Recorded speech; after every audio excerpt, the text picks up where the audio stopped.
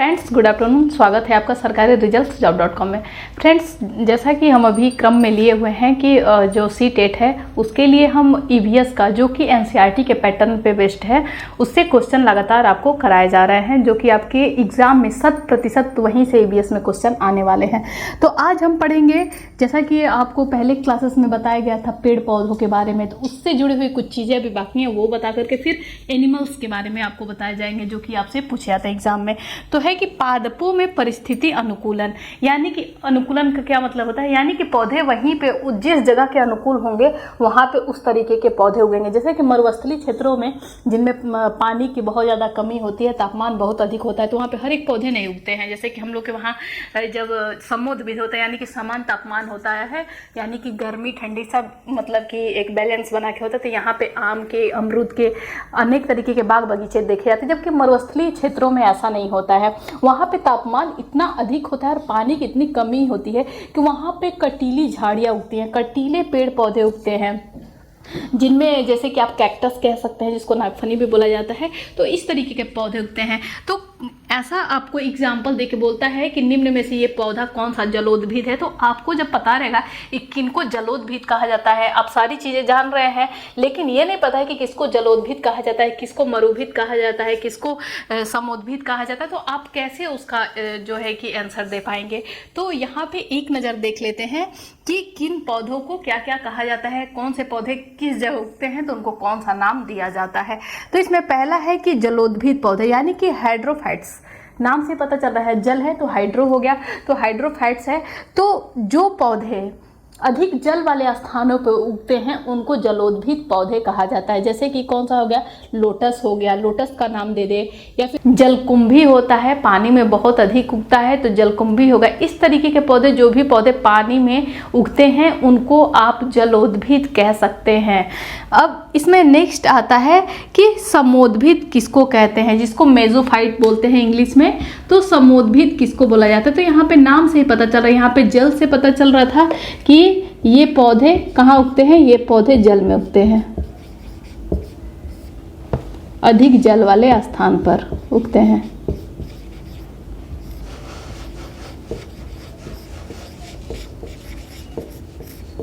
अधिक जल वाले स्थान पर ये पौधे उगते हैं। वहीं पे समोद्भिद की बात की तो सम मतलब क्या होता है, समान, यानी कि जहाँ पे नॉर्मल टेम्परेचर होता है, जहाँ की जलवायु अनुकूल है, जैसे कि हम लोग के नॉर्मल क्षेत्रों में देखा जाता है, जैसे कि मध्य प्रदेश के, उत्तर प्रदेश के, ऐसे क्षेत्रों में समोद्भिद पाया जाता है। तो यहाँ पर जो है कि बाग बगीचे अधिक देखने को मिलते हैं, नॉर्मल बाग बगीचे ज़्यादा देखने को मिलते हैं। वहीं पे मरुद्भिद किसको कहा जाता है, तो नाम से मरुस्थल से पता चल रहा है, यानी कि एक्सोफाइट है, यानी कि मरुद्भिद। मरुद्भिद का मतलब क्या होता है, यानी कि जो पौधे मरुस्थलीय जगहों पर उगते हैं, यानी कि जहाँ का तापमान बहुत अधिक हो, जैसे कि राजस्थान के तरफ का आप देखेंगे कि वहाँ पे तापमान बहुत अधिक होता है और पानी की बहुत ही ज़्यादा कमी होती है, तो उनको मरुद्भिद पौधे कहा जाता है। अब लवणोद्भिद किसको कहा जाएगा, तो ये भी ऐसे ही पौधे होते हैं, जैसे कि इसमें दिया कि हेलोफाइट्स। तो देखिए यहाँ पे जलोद्भिद है, यहाँ पे लौणोद्भिद है। तो लौणोद्भिद का मतलब भी कहीं ना कहीं जो है कि जल से ही संबंधित है। ये पौधे भी जल के आसपास, लेकिन जिस जल का पानी खारा हो, यानी कि उसमें लवण हो, यानी कि नमक की मात्रा हो। तो ऐसे कौन से जगह होंगे जहां नमक की मात्रा पाई जाएगी, यानी कि समुद्रों के किनारे पाए जाने वाले, जैसे कि मैंग्रोव वनस्पति के बारे में पढ़ते हैं, जो समुद्री किनारों पे पाए जाते हैं, वो लौणोद्भिद पौधे कहलाते हैं, या फिर लौणोद्भिद पादप कहलाते हैं, जिसको हेलोफाइट्स भी बोलते हैं।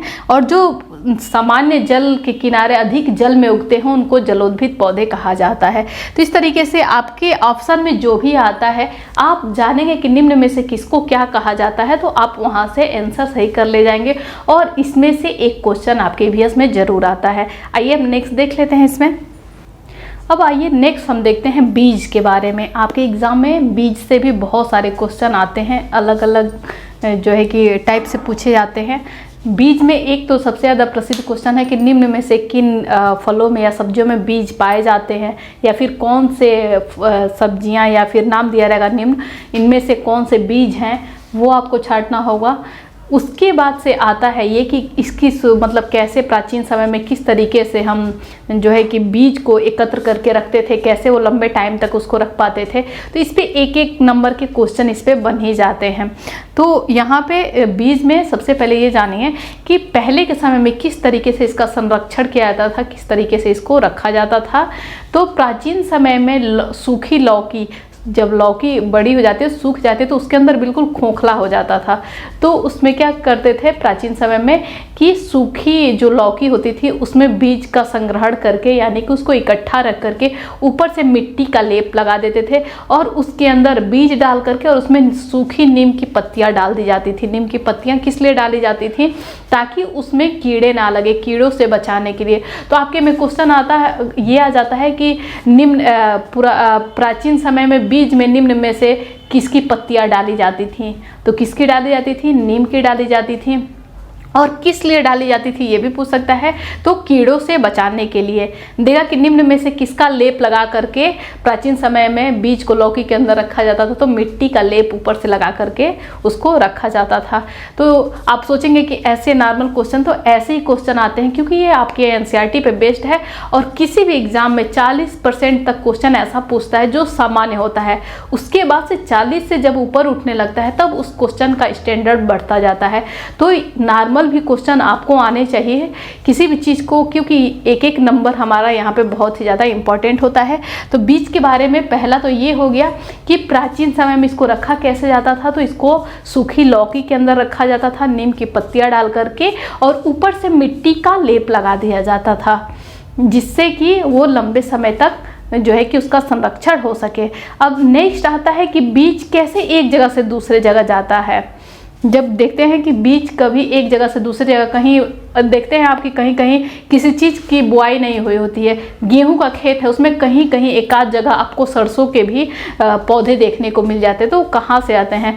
तो होता है कि बीज कपड़ों में चिपक कर, या फिर जानवरों के जो खाल होते हैं, जानवर जब चिपक के चलते हैं पौधों से, तो उनके रोंों से सट के एक जगह से दूसरे जगह बीज का स्थानांतरण हो जाता है। इस तरीके से बीज का स्थानांतरण होता है। ये पूछ सकते हैं आपसे कि किस तरीके से बीज आते हैं। तो कपड़ों में चिपक कर एक स्थान से दूसरे स्थान तक चले जाते हैं, इनका इस तरीके से स्थानांतरण होता है।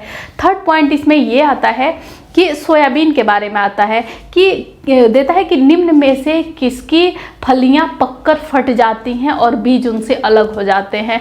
तो कौन सा है? तो सोयाबीन है। और आपको हमने पिछले क्लासेस में बताया था कि सोयाबीन सर्वप्रथम किस देश से आया था? तो चीन से आया था, चाइना से आया था। तो सोयाबीन जब पककर फट जाता है, उसकी फलियां जब पक के फट जाती हैं तो उनके बीज अपने बीज को क्या करती हैं? अपने से दूर फेंक देती हैं। ठीक है। अब इसमें नेक्स्ट आता है जो आपके एग्जाम में बहुत बार पूछा गया है, पिछले भी प्रीवियस एग्जाम में आप देखेंगे, उसमें ऑनलाइन जो एग्जाम होते हैं उसमें पूछा गया था। देता है कि निम्न में से किसमें बीज नहीं पाए जाते हैं? तो बहुत सारे नाम देते हैं। तो जिनमें बीज पाए जाते हैं, आइए पहले उनके नाम लिख लेते हैं। तो किसमें बीज पाए जाते हैं?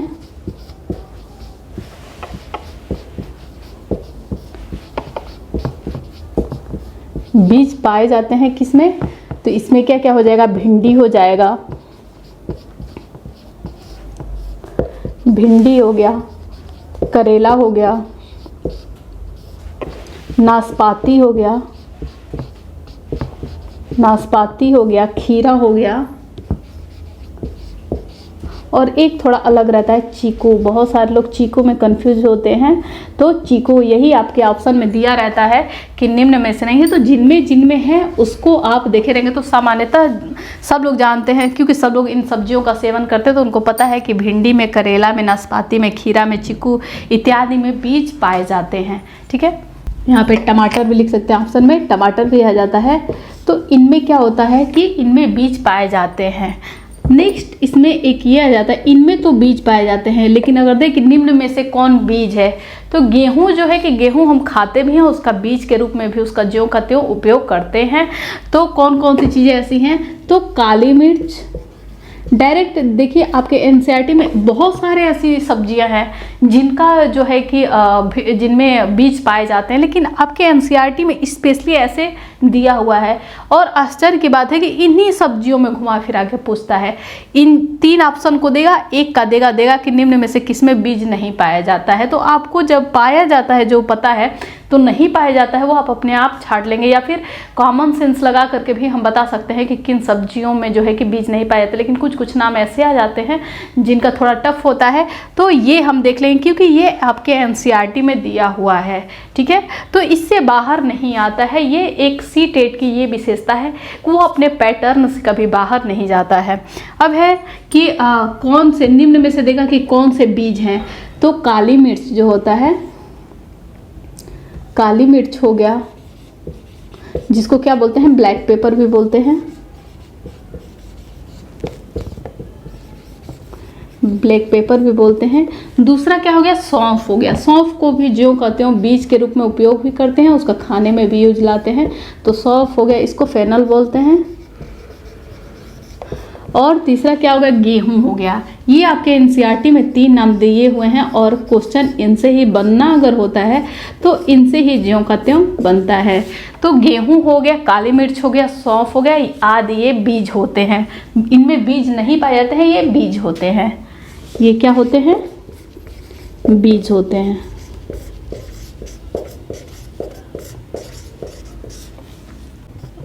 अब एक और आ जाता है कि मिट्टी में पहले के समय में आप देखते थे कि जिनके घर के फर्श मिट्टी के होते थे या फिर जिनके घर की दीवारें मिट्टी की होती थी, वो लिपाई करते समय जब अपने घर की लिपाई पुताई करते थे तो मिट्टी में गोबर मिला करके तब जाके घरों की लिपाई करते थे। तो वो पूछता है कि घरों में मिट्टी की जो लिपाई पुताई होती है उसमें गोबर क्यों मिलाया जाता है। तो गोबर इसलिए मिलाया जाता है ताकि मिट्टी में कीड़े ना लगे। गोबर मिला देने से मिट्टी में कीड़े नहीं लगते हैं। तो किस लिए मिलाया जाता था, ताकि मिट्टी में कीड़े ना लगे। तो ये भी आपके एनसीईआरटी में दिया हुआ है। तो एनसीईआरटी में जितने पॉइंट दिए हुए हैं, आपका एक एक पॉइंट बहुत ही ज़्यादा इंपॉर्टेंट है। तो क्या है,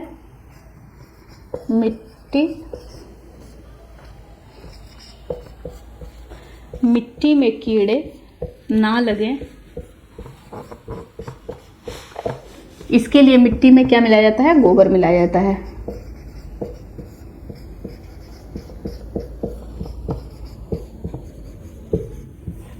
इसके लिए मिट्टी में गोबर मिलाया जाता है। इसके लिए मिट्टी में गोबर मिलाया जाता है और इसी से घरों की लिपाई भी की जाती है। आज भी जहाँ मिट्टी की ज़मीन है, मिट्टी की दीवारें हैं, उनकी लिपाई पुताई मिट्टी में जो है कि गोबर मिला करके किया जाता है। ठीक है, अब इसमें नेक्स्ट देखते हैं हम। अब बीज के बारे में ये क्वेश्चन पूछता है आपके एग्जाम में कि कौन से बीज जल्दी अंकुरित हो जाते हैं या कौन से बीज जल्दी अंकुरित नहीं होते हैं। तो बीजों को जब जैसे कि होता है कि चना हो गया या फिर जो है कि राजमा हो गया, इनको हम पानी में भिगो के रखते हैं इनको फूलने के लिए। तो ये अगर आप पानी में इसको भिगो के रखते हैं और अगर पानी में जब ये फूलने के बाद इसको कपड़े में बांध के रखो, तो इन दोनों में कौन सबसे पहले अंकुरित होता है और कौन अच्छे से अंकुरित होता है। तो जो कपड़े में बांधा हुआ बीज होता है वो जल्दी अंकुरित होता है। तो यही आपके एग्जाम में क्वेश्चन आता है कि क्यों, ऐसा क्या कारण है कि कपड़े में बंधा हुआ बीज जल्दी अंकुरित होता है अपेक्षा जो पानी में भिगोए गए बीज होते हैं उसके। तो इसका ये रीज़न होता है कि जो बीज है वो कपड़े में जब बंधे होते हैं तो वो सांस ले पाते हैं, पानी में वो अच्छे से सांस नहीं ले पाते, जिसके कारण वो अंकुरित नहीं हो पाते हैं, उनका विकास नहीं हो पाता है।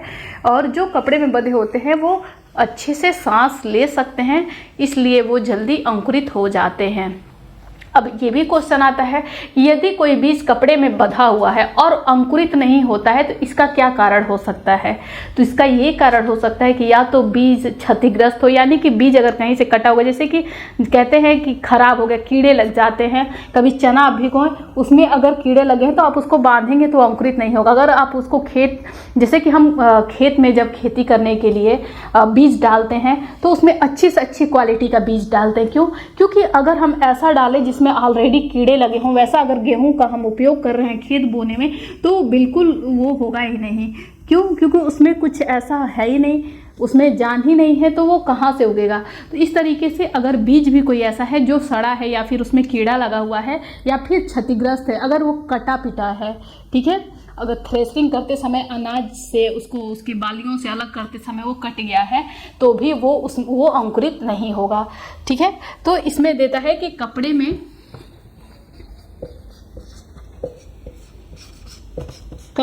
में बांधा हुआ बीज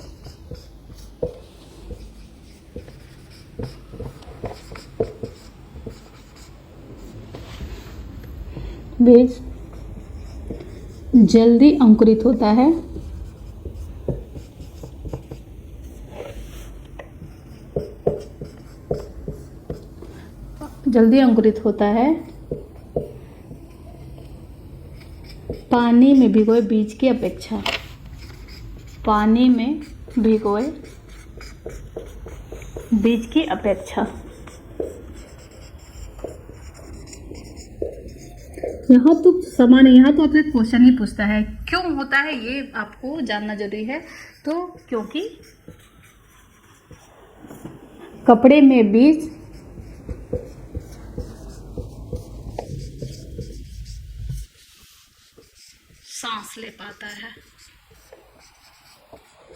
सांस ले पाता है, ठीक है, क्योंकि कपड़े में बंधा बीज सांस ले पाता है, इस कारण वो जल्दी अंकुरित हो जाता है। अब ये तो हो गया। अब इसमें से जो बीज के बारे में आपको बता रही हूँ कि ऐसा भी पूछता है घुमा के इसमें कि अगर कोई बीज अंकुरित नहीं होता है तो उसके क्या क्या रीजन हो सकते हैं। तो जैसा कि हमने आपको पहले ही बताया कि बीज अगर अंकुरित कपड़े में बंधने के बाद भी अगर बीज अंकुरित नहीं हो रहा है तो उसके क्या क्या कारण हो सकते हैं। आपके एग्जाम में ये भी 4 ऑप्शन दे करके पूछता है। तो उसके 3 कारण निम्न आपके एनसीईआरटी में जो बताए गए हैं आप वो देखेंगे कि पहला क्या रीजन हो सकता है, या तो बीज क्षतिग्रस्त हो, यानी कि जो उसकी बालियां होती हैं, यानी कि जब वो पौधे से लगा होता है, वो जैसे कि चना है वो डिब्बे के अंदर बंद होता है, तो उसको अलग करते समय, उसको थ्रेसरिंग करते समय अगर वो कहीं से कट फट जाता है यानी कि क्षतिग्रस्त हो जाता है, तब वो बीज अंकुरित नहीं होगा, ठीक है। तो बीज के क्षतिग्रस्त होने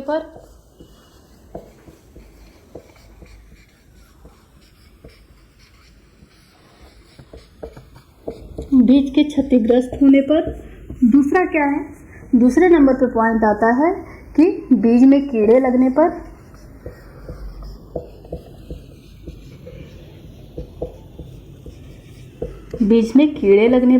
यानी कि बीज में अगर कीड़े लग जाते हैं तो भी वो बीज अंकुरित नहीं होगा, ठीक है। नेक्स्ट थर्ड पॉइंट इसमें है, या तो क्षतिग्रस्त होगा या फिर बीच में से कभी ऐसा होता है कि मान लीजिए ये चना है और इसका जो दाना है ये बीच में से ऐसे टूट गया तो भी ये क्या होगा, ये अंकुरित नहीं हो पाएगा। तो इसमें क्या कहेंगे इसको कि बीच से टूट जाने पर।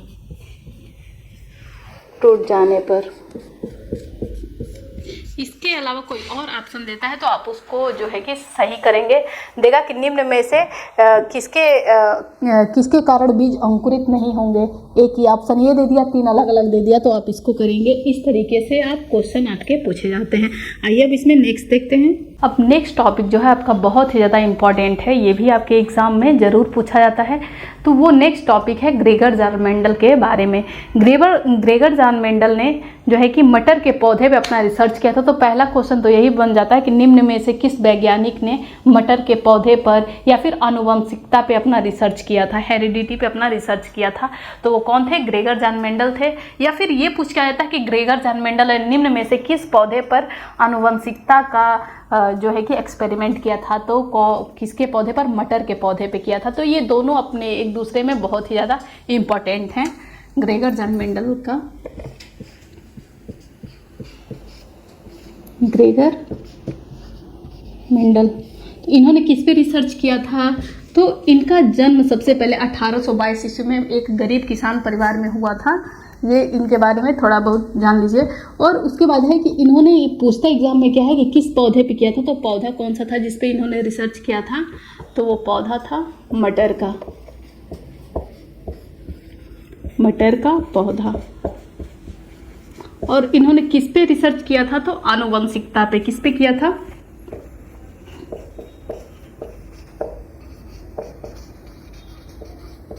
आनुवंशिकता पे इन्होंने बहुत सारे लगभग 28,000, अगर ये पूछता है कि इन्होंने कितने रिसर्च किए थे, तो अगर पूछता है कि कितने प्रयोग किए थे, तो प्रयोगों की इनकी संख्या थी लगभग 28,000। ये भी इसलिए लिखवाया जा रहा है क्योंकि आपके एनसीईआरटी में इनके प्रयोगों की संख्या के बारे में दिया था कि ये लगभग 28,000 एक्सपेरिमेंट किए और बहुत सारे डाटा इकट्ठा किए। ये एक मठ पर 28,000 जो है कि पौधों पर रिसर्च किए, मटर के पौधों पर रिसर्च किया और बहुत सारा आंकड़ा इकट्ठा किए।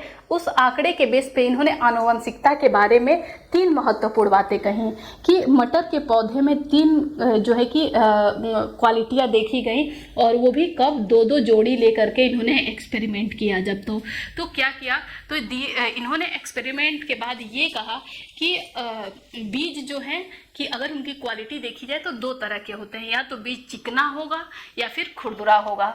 तो जब कोई बीज चिकना है या खुरदुरा है तो उनका भी आपस में जो है कि जब रिप्रोडक्शन करवाया है तो इन्होंने देखा कि जो उसकी अगली पीढ़ी आ रही है वो भी क्या है, या तो वो खुरदरी है या तो चिकनी है। जो ज़्यादा इफेक्टिव हो उसके गुण आ रहे हैं। इनके कहने का कुल मतलब ये था कि ऐसा नहीं है कि दोनों की आधी आधी क्वालिटियाँ मिल करके वो जो नया बीज उत्पन्न हो रहा है वो दोनों की क्वालिटियाँ ले करके उत्पन्न हो, या तो वो एकदम खुरदरा होगा या तो एकदम चिकना होगा। उन दोनों में से किसी का एक गुण आ सकता है, लेकिन ऐसा नहीं है कि दोनों का मिक्स होकर के कोई नया गुण आ जाए। इसी तरीके से इन्होंने रंग पे कहा। पहले तो चिकने और खुरदरे पे अपना एक्सपेरिमेंट दिया, दूसरा इन्होंने रंग पे दिया कि मटर का आप देखते हैं कि बीज या तो हरा होता है या तो पीला होता है। तो इन्होंने कहा कि जब इस तरीके के 2 भिन्न भिन्न मटर के पौधों के बीच जब इन्होंने रिप्रोडक्शन करवाया तो इन्होंने ये बताया कि अगली जो उसकी पीढ़ी आ रही है, आनुवंशिकता को लेते हुए जब उसकी अगली पीढ़ी आ रही है तो उसमें बीज जो है कि या तो कलर में हरा रहेगा या तो पीला रहेगा। लेकिन इन्होंने देखा कि ज़्यादा इफेक्टिव क्या रहा है, पीला रहा है। तो इन्होंने ये कहा कि दोनों का मिक्स हो करके कोई नया रंग बन के नहीं आया है। तो इनकी आनुवंशिकता पे जो एक्सपेरिमेंट था, कहने का तात्पर्य यही था कि जब 2 जोड़ियों में रिप्रोडक्शन करवाया जा रहा है तो दोनों में जो क्वालिटियां हैं, दोनों में से किसी एक की क्वालिटी आगे बढ़ रही है।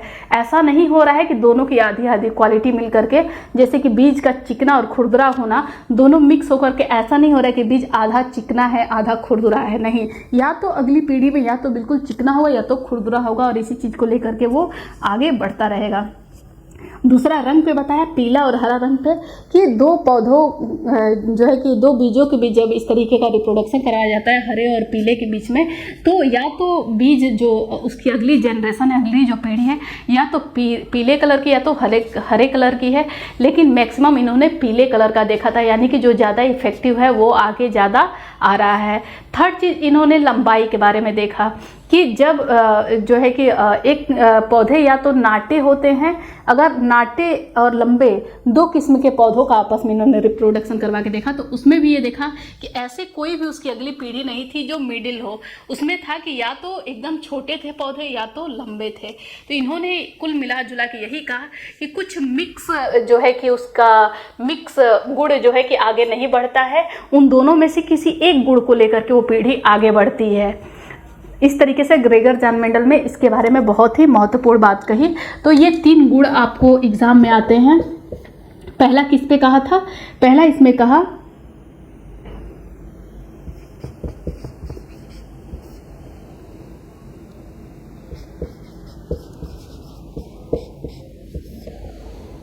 बीज चिकना या खुरदुरा होगा।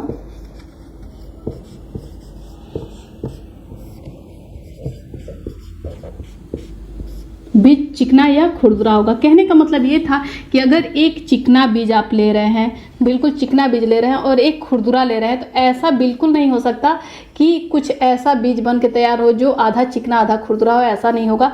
ये इसकी आगे बढ़ने वाली जो जनरेशन होगी या तो पूर्णतः चिकनी होगी या तो ऑप्शनल है या तो खुरदरी हो सकती है, दोनों का मिक्स होके नहीं होगा। और इन्होंने अपने तीनों प्रयोगों में कहा, पहला तो बीज पे कहा कि चिकना या खुरदरा होगा, दूसरा इन्होंने रंग पे कहा।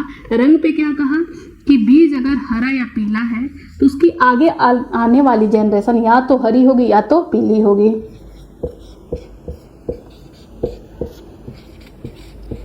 हरा या पीला होगा।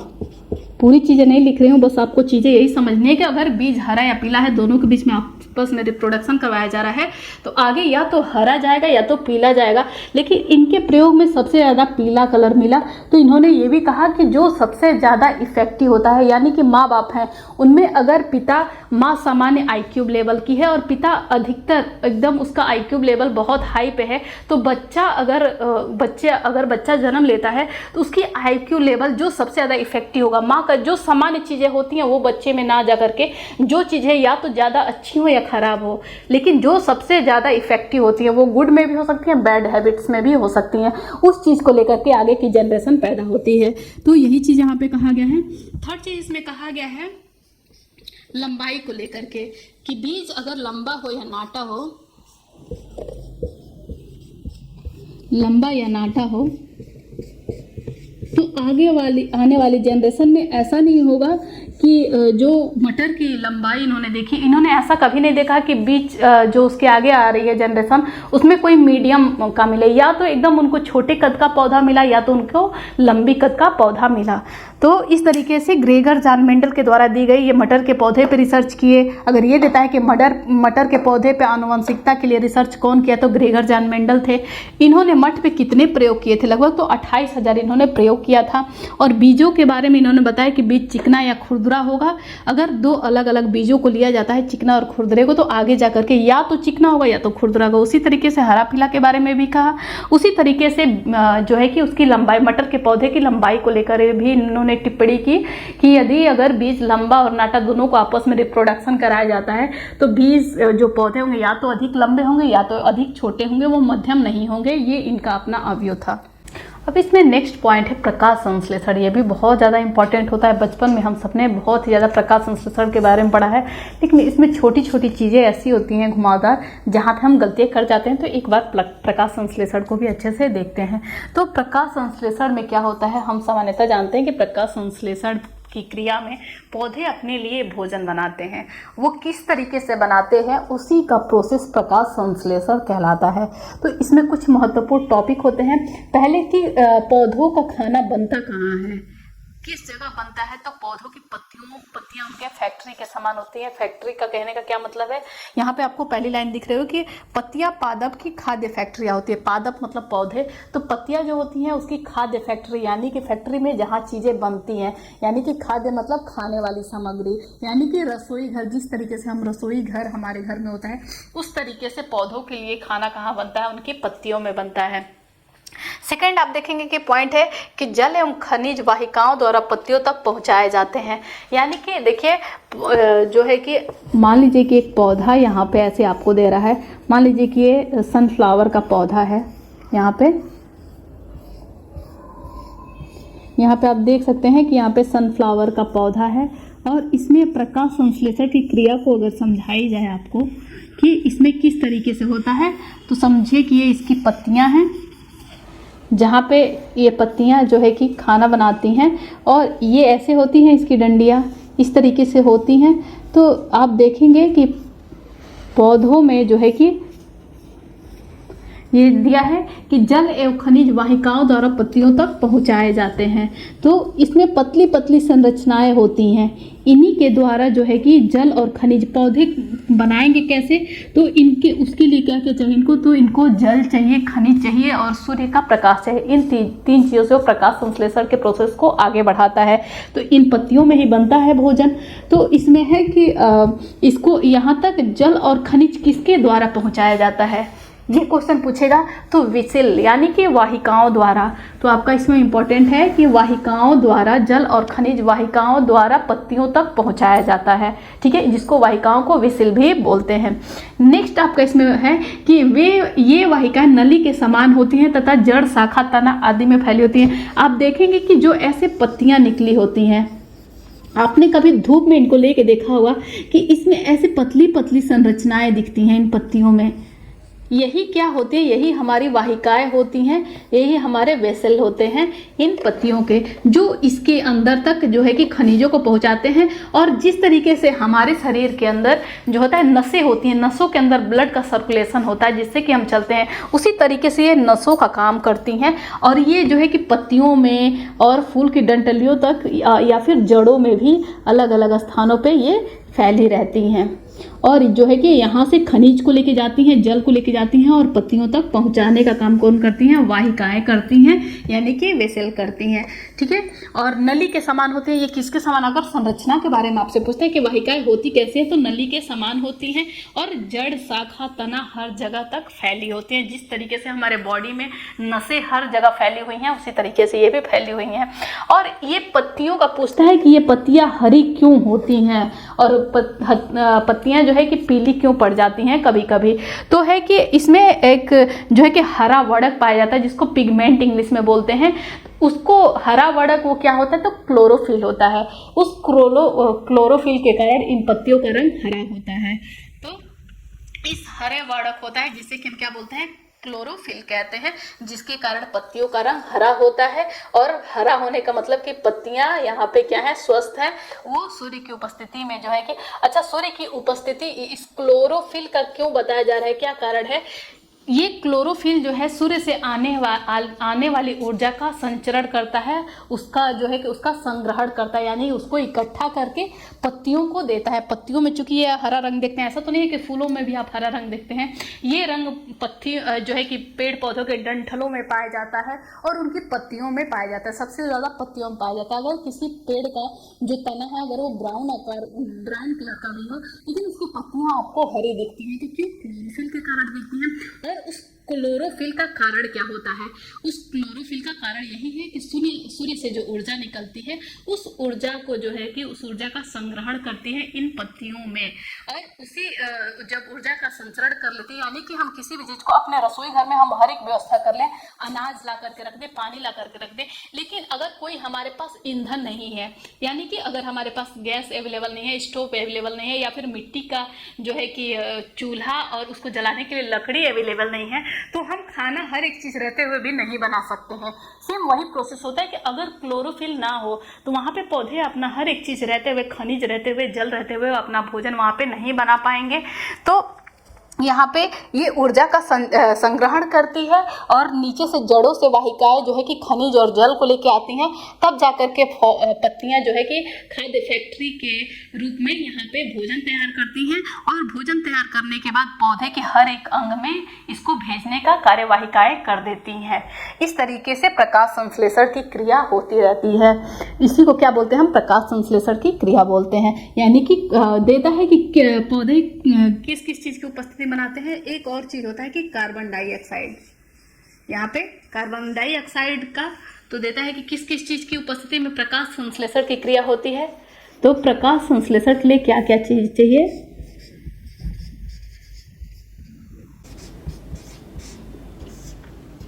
प्रकाश संश्लेषण के लिए क्या क्या चीजें चाहिए?